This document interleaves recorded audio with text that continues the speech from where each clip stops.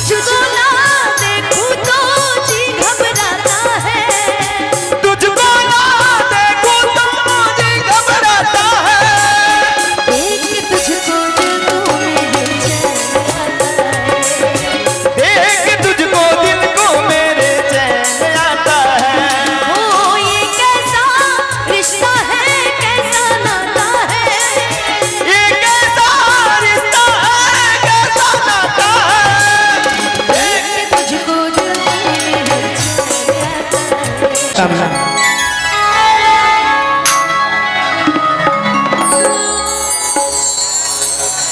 कि जुग जुग जिया सुललनवा,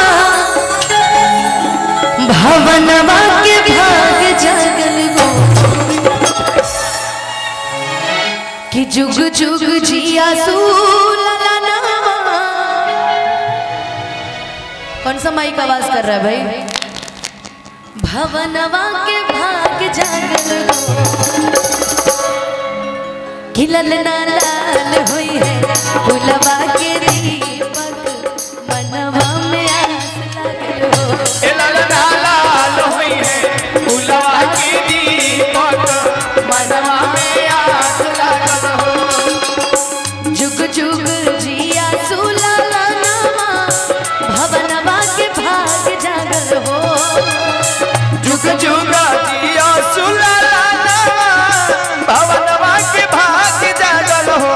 ललना लाल हुई है फुलवा के दीपक, मनवा में आस लागल हो। ए ललना लाल हुई है फुलवा के दीपक, मनवा में आस लागल हो। तुझको ना देखूं तो जी घबराता है, तुझको ना देखूं तो जी घबराता है। देख तुझको दिल को मेरे चैन आता है, देख तुझको दिल को मेरे चैन आता है। ओ ये कैसा रिश्ता है, कैसा नाता है, ये कैसा रिश्ता है, कैसा नाता है। देख तुझको दिल को मेरे चैन आता है। देख तुझको दिल को मेरे चैन आता है।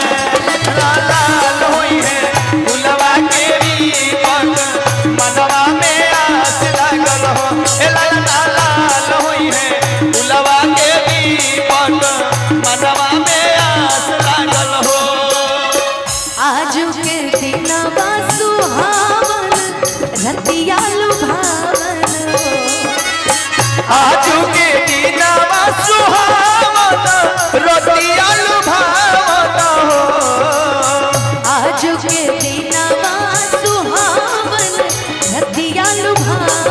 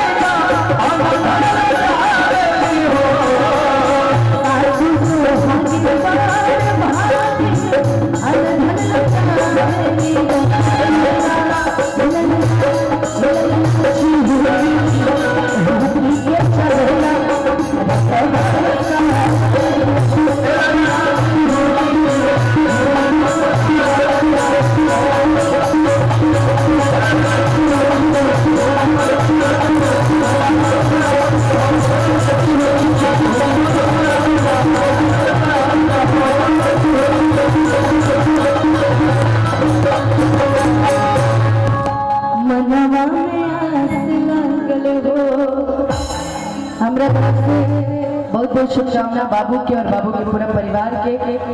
आइए अभी जैसे लोकगीत के सिलसिला कर जाओ शुरू।